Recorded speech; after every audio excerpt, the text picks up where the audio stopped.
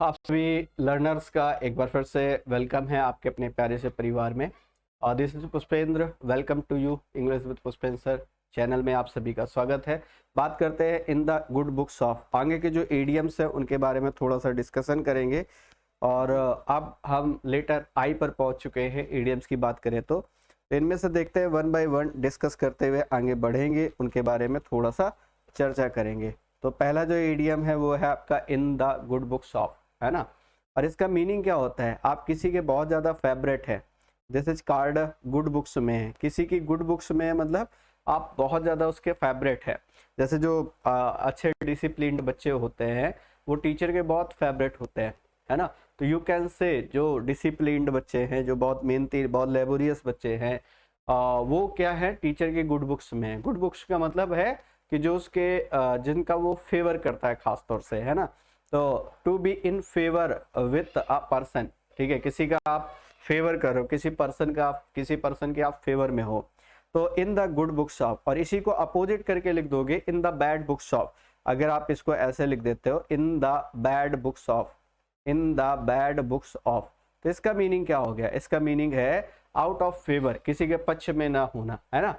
तो ये ध्यान देना है आपको। जैसे जो बहुत ही बहुत ज़्यादा मतलब डल तो आप अलग वर्ड हो जाएगा, जो बहुत ज़्यादा कामचोर टाइप के स्टूडेंट हैं, जो आप ये कह सकते हो कि खास तौर से बहुत लापरवाह टाइप के स्टूडेंट्स हैं, है ना, वो टीचर के बैड बुक्स में होते हैं। तो आप इसको लर्न करना बेहद ईजी है कि जो अच्छे स्टूडेंट है, ठीक है, जो टीचर के गुड बुक्स में है, जो बहुत केयरलेस टाइप के स्टूडेंट्स हैं वो टीचर के बैड बुक्स में है, ठीक है। तो दोनों को लर्न करना आसान है। Sunita brilliant success in her final examination में जो सुनीता की ब्रिलियंट परफॉर्मेंस है has led her to be in the good books of her teachers. उसने टीचर्स को उसका फेवरेट बना दिया है, टीचर उसके फेवर में आ चुके हैं। इन ट्यून में हो जाना, मीनिंग क्या है, इसका मतलब है एक अच्छे मूड में होना, है ना। इन ट्यून, ठीक है, जैसे कहा जाए कि आप जब एक अच्छे मूड में होते हैं तो आप क्या करते हैं, बहुत अच्छी सिंगिंग करते हैं, है ना। तो जैसे कहा जाए जो एग्जाम है वो बहुत नज़दीक आ गया है, आप अपने आप को ट्यून कर लो, ठीक है, नहीं तो प्रॉब्लम हो जाएगी, है। तो ट्यून करने का मतलब क्या है कि मूड में आ जाना, है ना। जैसे कहा जाए कि सपोज दैट जो प्लेयर्स हैं वो अपने आप को पहले ट्यून करते हैं, अगर मैच के पहले थोड़ा सा वार्म अप करते हैं ताकि वो उस मूड में आ सके, परफॉर्मेंस के मूड में। तो the teacher asked the students if they were in tune for study, है ना। तो टीचर ने बच्चों से कहा if they were in tune for study, क्या वो पढ़ाई के मूड में है। जैसे कई बार टीचर को बहुत मोटिवेट करना पड़ता है खासतौर से स्टूडेंट्स को पढ़ाने के लिए। जैसे मान लो कई बार स्टूडेंट जो हैं वो घर के प्रेशर की वजह से या घर वालों के प्रेशर, पेरेंट्स के प्रेशर की वजह से वो अटेंडेंस लगवाने तो स्कूल चला जाता है, लेकिन वो पढ़ने के मूड में नहीं होता है। जैसे लॉ ऑफ रेडीनेस, अगर आपने साइकोलॉजी में टर्म पढ़ा होगा तो उसका भी सेम इसी तरीके कुछ मीनिंग होता है, क्या कि पहले उसको तैयार करना पड़ता है, बच्चे को रेडी करना पड़ता है, पहले उसका मूड मेकअप बनाना पड़ता है कि भाई वो ट्यून है कि नहीं है पढ़ाई के लिए, है ना। तो this is called in tune means in mood, in mood. In the lurch मैंने आपको पीछे पढ़ाया था ऑलरेडी, है ना। इसका मीनिंग क्या होता है, इसका मीनिंग होता है, इन लर्च का मीनिंग होता है to leave a friend in difficulty, मुसीबत में साथ छोड़ देना। और लर्च मैंने आपको बताया था कि कोई शिप है और समुद्र में स्टॉर्म आ गया है, तो स्टॉर्म आने की वजह से ऐसे हो गया, इस तरीके से झुक गया है, दिस इज कार्ड लर्च, है ना। तो इसका मतलब कोलैप्स करने वाला है। तो इसी तरीके इसका मीनिंग होता है मुसीबत में, परेशानी में, है ना। तो to leave a friend in difficulty, leave in the lurch वैसे ये ज्यादातर यूज किया जाता है, leave somebody in the lurch. वैसे ये इन द लर्च ना लिख करके आप इसको ऐसे लिखते, ज्यादातर ये आपको ऐसे मिलेगा, leave somebody in the lurch, in the lurch, है ना।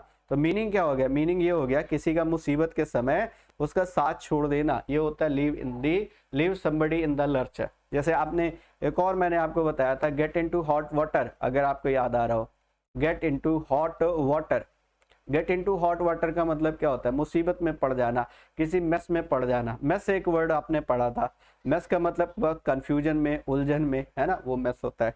Another one ins and outs, जैसे आप जिस फैमिली में रह रहे हैं, जिस फैमिली से बिलोंग कर रहे हैं, आपको सारे उसके इन्स एंड आउट्स पता है, ठीक है, क्या अच्छाइयाँ हैं क्या बुराइयाँ, सब कुछ पता है। जैसे इसको आप और अच्छे से रिलेट कर पाओगे, जैसे मान लो कोई खास तौर से कोई लड़का है या लड़के वाले हैं, ठीक है, वो लड़की पसंद करने जा रहे हैं, ठीक है, और या देखने जा रहे हैं, उसी तरीके वाइस वर्सा आप लड़के के लिए भी कह सकते हो। तो दोनों एक दूसरे पक्ष के इन्स एंड आउट्स जानने की कोशिश करते हैं, कहीं ऐसा ना हो कि सारे राज बाद में खुले, इसलिए पहले ही पता चल जाए सारी बातें, है ना, क्योंकि इस फैमिली के क्या इन्स एंड आउट्स है, ठीक है। इन्स का मतलब जो इंटरनल बातें, आउट्स का मतलब जो बाहरी बातें, मतलब सारी बातें, ठीक है, कुछ भी हाइड एंड सीक्रेट ना हो, वो सारा कुछ हमें पता चल जाए। तो इसका मीनिंग क्या है, इसका मीनिंग सीक्रेट्स, तो सब कुछ जानने की बात कर रहे हो, मतलब सीक्रेट जानने की बात कर रहे हो, है। तो everyone wants to know ins and outs of the family, ठीक है, जिनसे वो मैरिज करने जा रहे हैं, उनके बारे में जानना चाह रहे हैं। The servants are generally familiar with the ins and outs of the family. तो सर्वेंट्स जो होते हैं अमूमन हम लोग इन पर ज्यादा गौर नहीं करते हैं, लेकिन ये फैमिली के सारे भेद धीरे धीरे जानने लगते हैं, है ना, क्योंकि वो फैमिली का पार्ट होते हैं, तो इन्स एंड आउट्स उनको भी पता होते हैं, ठीक है, क्या सीक्रेट्स है। Another one in the blues, ठीक है, जैसे कोई व्यक्ति जो बिल्कुल बीमारी, बहुत लंबे समय से इलनेस से जूझ रहा है, उसकी वजह से बहुत ज़्यादा उसकी बॉडी जो है वो ब्लू पड़ती जा रही है ना, मतलब वो बहुत ज़्यादा डम हो गया है, डिप्रेस्ड हो गया है। वैसे इन डम्स भी कई बार पूछ लेता है आपसे ईडीएम के तौर पर, इन डम्स भी पूछ लेता है, और डिप्रेस तो आपको पता ही है, ठीक है, तो डिप्रेस होने का मतलब बहुत ज़्यादा डिप्रेस होना, ठीक। तो after his failure in the examination he is in the blues these days, है ना, तो कह रहा है एग्जामिनेशन में असफलता के बाद वो इस समय बहुत ज्यादा डिप्रेस्ड है, ठीक है, तो इन द ब्लूज का मतलब डिप्रेस्ड होना। याद रहेगा in the red, in the red का मतलब होता है सफर और लॉस, कंपनी घाटे में चल रही है, आप ऐसे अक्सर सुनते हो, ठीक है, कि भाई इस समय जो कंपनी है वो कैसी है, वो बहुत ज्यादा घाटे में चल रही है ना, तो ये होता है इन द रेड। जैसे इस बात को ऐसे समझ सकते हो आप कि मान लो सपोज दैट ये है, दो तरीके से लेखा जोखा होता था पहले के समय में। एक होता था जो आप क्रेडिट कर रहे हैं और जो आप डेबिट कर रहे हैं, आप इस बात को ऐसे समझ सकते हैं, तो आपको बहुत अच्छे से ये बात समझ में आ जाएगी। तो क्रेडिट करने वाली चीजें जो हैं वो लिखी जाती थी किससे, वो लिखी जाती थी ब्लैक से। क्रेडिट करने वाली चीजें जो भी है वो लिखी जाती थी ब्लैक से। मान लो 50,000 का लेन देन है, 1 लाख का लेन देन है, तो ये सब किससे लिखी जा रही है, ब्लैक से। लेकिन जो डेबिट किए जाने वाली चीजें हैं वो किससे लिखी जाती है, वो रेड से लिखी जाती हैं। मान लो 1 लाख का टर्नओवर, ठीक है, यहाँ पर 5 लाख का टर्नओवर, है ना, इसी तरीके से मान लो 3 लाख, या इस तरीके से जितने भी है ये चीजें हैं, तो ये रेड वाला। तो जब रेड वाला डाटा जो होता है वो ज्यादा हो जाता है, रेड का जो डाटा है वो ज्यादा हो गया, तो मतलब डेबिट ज्यादा है ना, कंपनी में आय कम है और उसका व्यय बहुत ज्यादा है, तो कंपनी कैसे में चली जाएगी, घाटे में। तो वही है सफर लॉस, लॉस सफर करना। तो कह रहा है most of our public sector undertaking are in red, lacks of efficient administration. और ये बात एक खासतौर से एक पब्लिक सेक्टर की नहीं है, ये ज्यादातर पब्लिक सेक्टर की बात है कि वो क्या करते हैं, बहुत ज्यादा मतलब उनका प्रॉपर अच्छा एडमिनिस्ट्रेशन ना होने की वजह से उनको बहुत कुछ फेस करना पड़ रहा है। इन द लाइम लाइट, ठीक है, इन द लाइम लाइट मतलब प्रोमिनेंट होना। लाइम लाइट में होने का मतलब होता है, लाइम लाइट होने का मतलब होता है कोई चीज जो बिल्कुल क्या कहा जाए, बिल्कुल हाईलाइटेड है इस समय बहुत ज्यादा। जैसे इंडिया के जो खेलने का अंदाज है इस वर्ल्ड कप में वो कैसा है, लाइम लाइट है, ठीक है, बिल्कुल देखते ही बनता है, क्योंकि इस तरीके से रोहित शर्मा ऊपर से आकर के तबातोड़ बैटिंग करते हैं, फिर उसके बाद बाकी सभी प्लेयर्स जो है उनको फॉलो कर रहे होते हैं। तो ये क्या है, ये लाइमलाइट में उनकी जो परफॉर्मेंस है वो लाइमलाइट में, जैसे मोहम्मद शमी का की जो परफॉर्मेंस है वो कैसी है, लाइमलाइट में आ गई, है ना। कहते हैं ना कि अगर मतलब, ठीक है, वो इंसान सबसे खतरनाक होता है जिसने प्यार में धोखा खाया है, और फिर उसके बाद उससे बच करके रहना तो मतलब बहुत ही मतलब वो होना चाहिए। और ये विपक्षी टीमों ने ध्यान नहीं दिया कि मोहम्मद शमी इस तरीके का इंसान है ना। आइए, after being out of favour with the leader of the party he is again in the limelight these days, है ना। Another one in the teeth, in the teeth, in the teeth का मतलब होता है in spite of bitter opposition, ठीक है, तो बहुत ही जबरदस्त है अपोजिशन उनके बीच में होना। इन द टीथ, जैसे मान लो जो जीभ है, टंग है जो आपकी, वो क्या टीथ के बीच में है, तो मतलब टीथ तो बहुत ही सख्त है, ठीक है, उनके बीच में जो टंग है वो बहुत ही सॉफ्ट है, तो मतलब किसी एनिमी कट्टर जो एक तरीके से कह सकते हो कि एनिमी जो बहुत बिटर है, ठीक है, जो बहुत ही हॉस्टाइल है, उनके बीच में होना। तो Hindu code bill was passed in the teeth of opposition by various organization. Another one, in a tight corner. In a tight corner का मतलब होता है डिफिकल्ट सिचुएशन, जहाँ से गुजरना, जहाँ से पास होना बड़ा टफ है। जैसे मान लीजिए कोई टाइट कॉर्नर है, यहाँ से पास होना बहुत टफ है ना। तो इसका मीनिंग क्या हो गया, इन अ डिफिकल्ट सिचुएशन, ये आप कह सकते हो। After losing in gambling heavily he is in a tight corner, ठीक है, गैम्बलिंग में हार के बाद वो बहुत ज्यादा डिफिकल्ट सिचुएशन में आ गया है। Another one, in cold blood, जैसे निर्भया हत्याकांड के बारे में जब आप सुनते हैं तो आपकी रूह कांप जाती है ना। एक तो ये होता है कि सडनली आपने कुछ प्लान किया, ठीक है, और कुछ मतलब किसी का मर्डर कर दिया या कुछ कर दिया, है ना। लेकिन एक ऐसा होता है, ठीक है, वो आप बहुत ही मतलब तेज खून में कर जाते हैं ऐसा।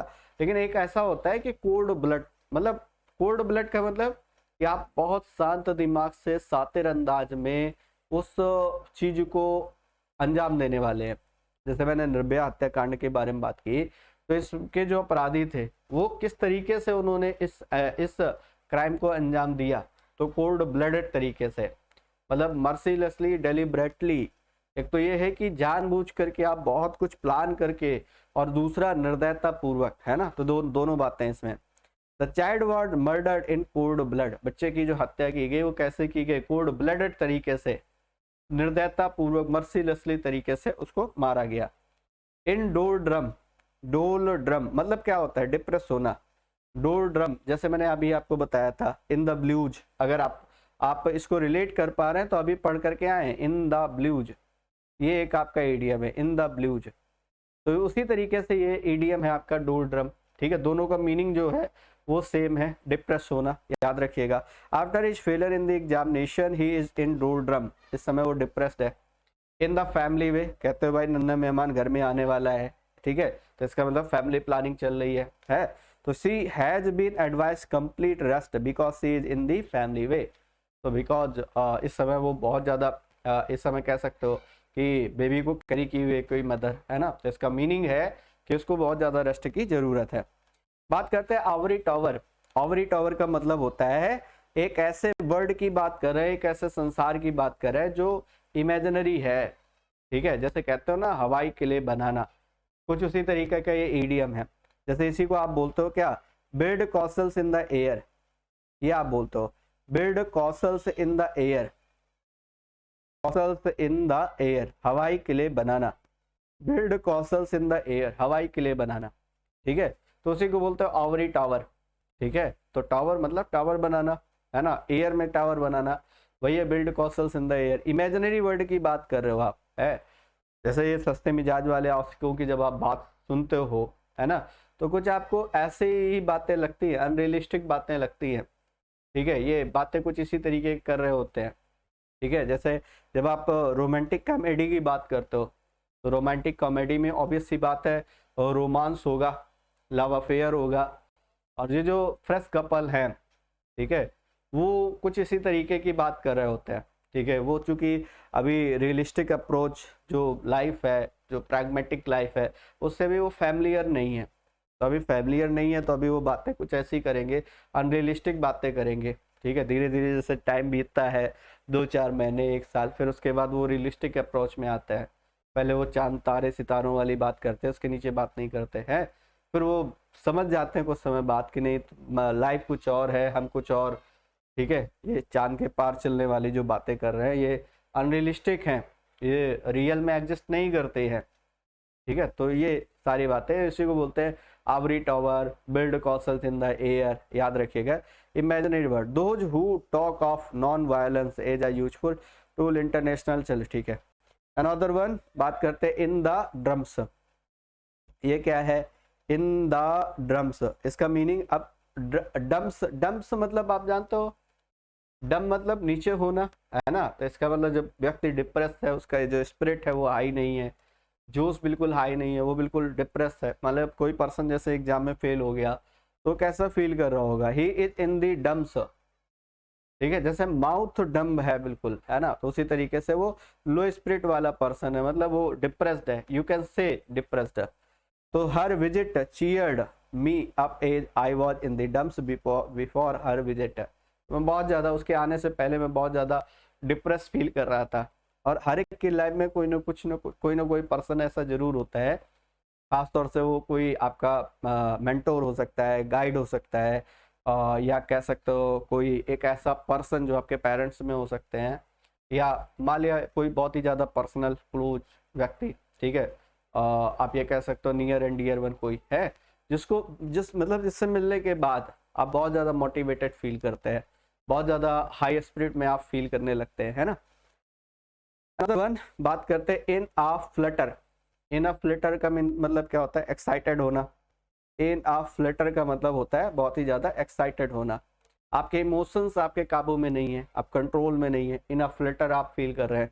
तो in a flutter today because she is going for the interview.